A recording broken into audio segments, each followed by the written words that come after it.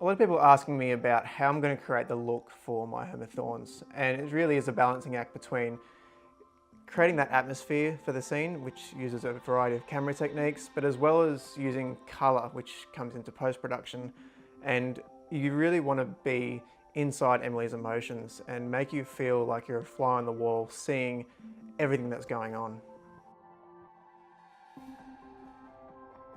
So when I say atmosphere, I'm really talking about the different camera techniques that we're going into. And that's obviously using camera movement, but at the same time, you want to be using a static shot. The static shots, which is just the camera on the tripod, looking straight and there's no movement whatsoever, it really creates that sense of suspense, the tense style of that scene. But then you've got the camera movement, so we've got jib cranes, we've got dollies, we've got stabilization systems, all those different techniques, combining them will create a mood of suspense, and it will just really, I guess you could say, it makes you feel like you're sitting in that room with Emily, viewing it, and it adds to the whole style of it.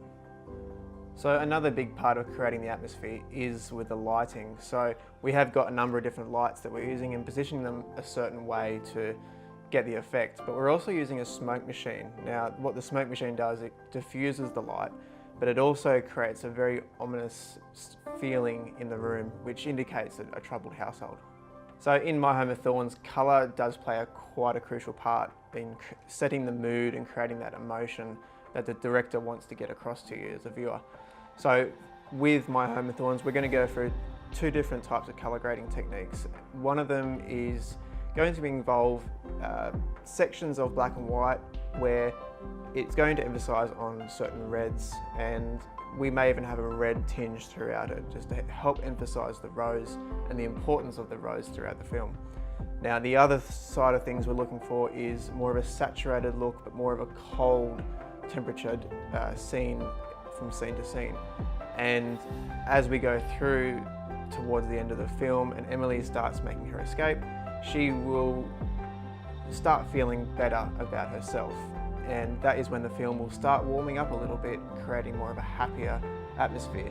By no means does that mean that she is going to be happy, but it just helps it leave a bit of an ambiguous ending to the film. And by using colour, it helps set the scene to really convey the message that the director is intending on the viewer. So once we've shot the film, of course, we have to take it into the editing suite and make the magic happen and create this film to be the final product. And one of the big parts is music, and it really is a matter of marrying that music with, or the audio that we have with the video, and creating that relationship between the two. It is quite an important part of the whole edit process. Apart from the music as well, is we're using a lot of creative editing techniques, and throughout many of the scenes we're using hard cuts and different techniques that you wouldn't usually see in generic filmmaking. So what we're doing with this is helping you become a fly on the wall, helping you be in that scene with Emily, and you can feel the emotions that she's feeling. Look, I'm really looking forward to getting behind the camera and getting into the editing suite to create this, because it's something different and it's something that people, they like to avoid this topic because it's so confrontational. And something like this it's going to really hit to home to a lot of people, and I think it's definitely a topic worthwhile hitting.